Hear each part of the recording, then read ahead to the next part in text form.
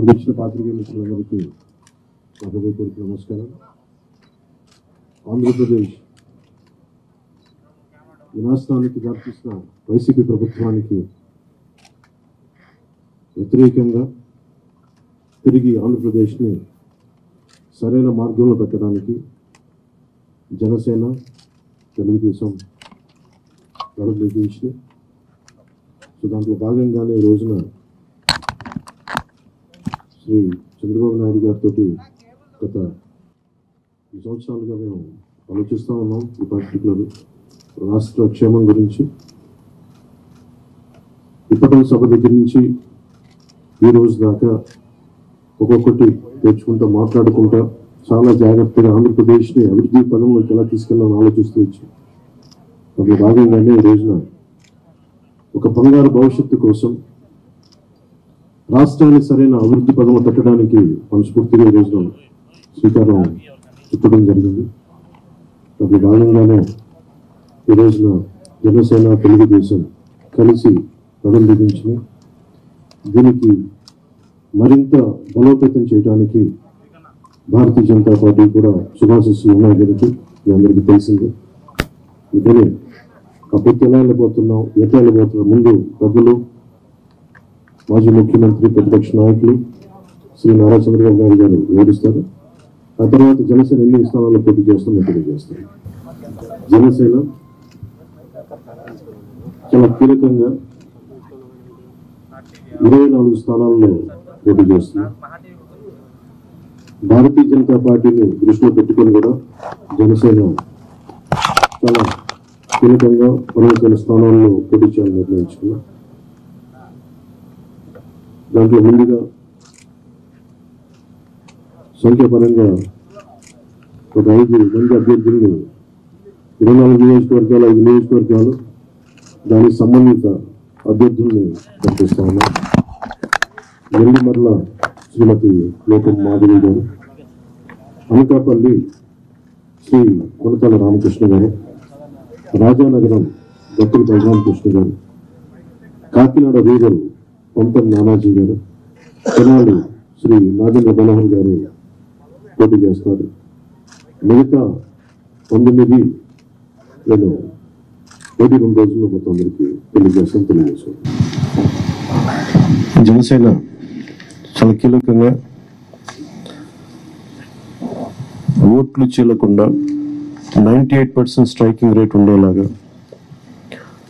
ఎక్కువ స్థానాలు తీసేసుకొని ఎక్స్పెరిమెంట్ చేసే కంటే కూడా తక్కువ స్థానాలు తీసుకొని రాష్ట్ర ప్రజలకు ఉపయోగపడేలాగా ఈరోజు నేను చూస్తుంది కూడా రాష్ట్రాన్ని ముందు ఒక గాడిలో పెట్టడం, పార్టీ ప్రయోజనాలను దాటి, వ్యక్తి ప్రయోజనాలను దాటి రాష్ట్ర ప్రయోజనాలను దృష్టిలో పెట్టుకొని 2014 నుంచి మనం నలుగుతూ ఉన్నాం.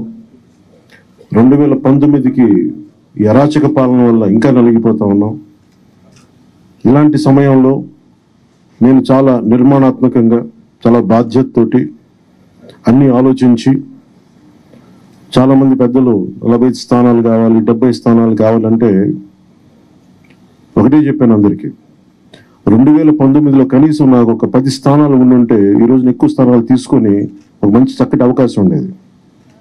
అది కోల్పోయాం. కాబట్టి ఈసారి తక్కువ స్థానాలతోటి 98% స్ట్రైకింగ్ రేట్ ఉండాలి. దాంట్లో భాగంగానే 24 స్థానాలు, 3 పార్లమెంట్లు ఫిక్స్ అయిపోయాం.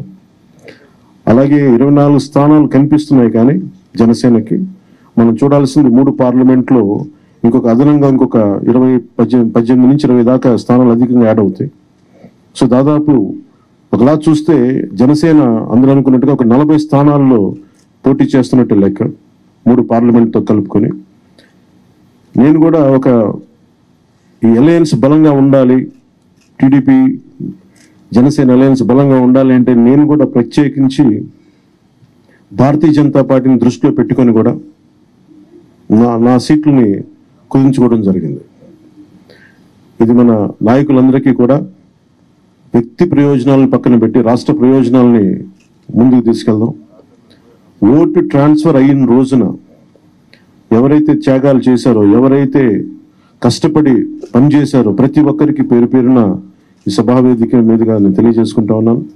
ప్రతి ఒక్కరికి మీ ప్రతిభతోటి, మీ సమర్థతతోటి, మీ అనుభవం ఎలా ఉందో దానికి తగ్గ ప్రతిఫలం ఉంటుంది భవిష్యత్తులో పదవులు.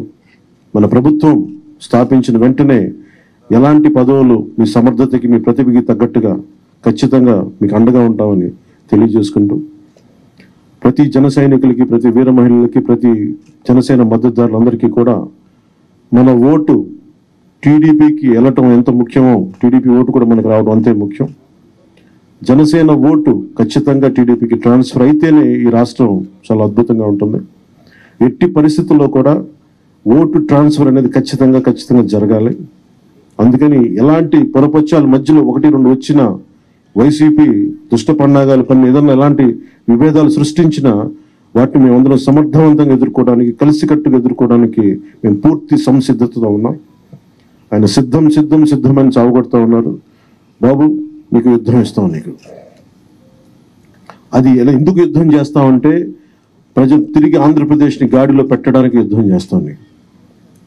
అయితే మనస్ఫూర్తిగా ప్రజలందరికీ కూడా చాలా శుభదినం. మనం ప్రభుత్వాన్ని స్థాపిస్తున్నాం, మనం గెలుస్తున్నాం.